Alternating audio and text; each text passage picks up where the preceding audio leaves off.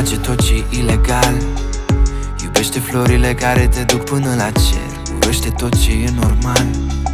Parfumul ei făcut din esență de mister. Sub haine tatuajele îmbracă pielea albă în rămășițe din trecut. Timpul cel mai mare criminal și nimic mai mult. Așa e ea, așa e ea, prietenă cu noaptea, fiindcă-i ține partea. Așa e ea, așa e ea, prietenă cu viciu, nu doar din capriciu. Așa e ea, așa e ea, ea nu prea promite că se compromite, iar promisiunile atrag minciunile. Așa e ea, așa e ea, dulce, dulce ca sarea, dulce,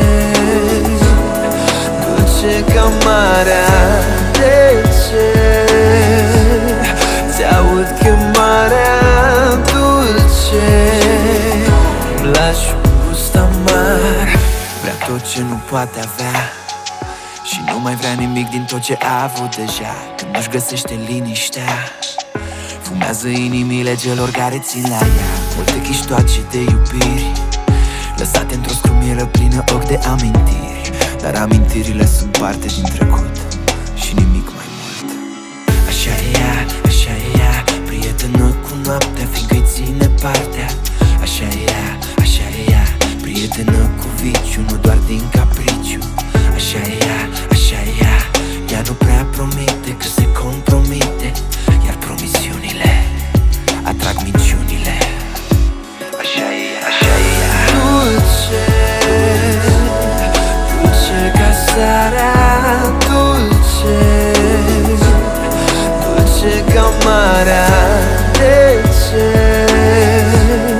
ți-aud chemarea, dulce, îmi lași un gust amar. Dependentă de imoral, jocul ei nu-i deloc banal.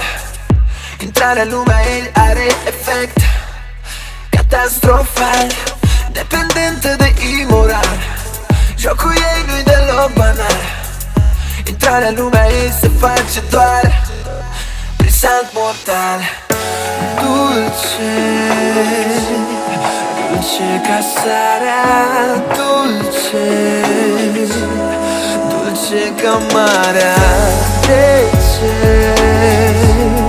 ți-aud chemarea, dulce, îmi lași un gust amar.